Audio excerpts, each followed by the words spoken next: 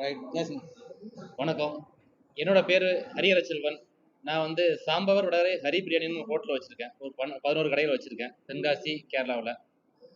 எங்களோட 9ஆம் ஆண்டு துவக்க விழாவை முன்னிட்டு நாங்க வந்து சொந்தமா மக்களுக்கு ஆம்புலன்ஸ் சேவை துவங்குறோம். ஆலங்குளம், பாவச்சத்திரம், சாம்பவர் வடகரை 3 இடத்துக்கும் ஆம்புலன்ஸ் புதுசா சேவையா தொடங்குறோம்.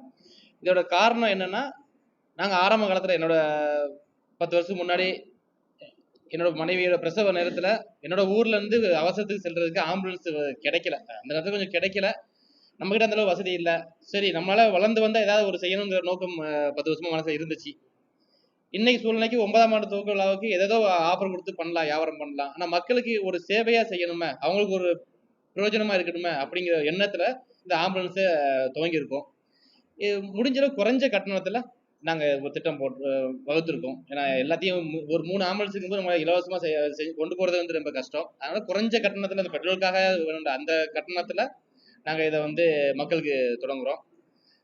இத இது ஒரு ஆரம்ப கட்டம் தான். இன்னும் நிறைய விஷயங்கள் செய்யணும்.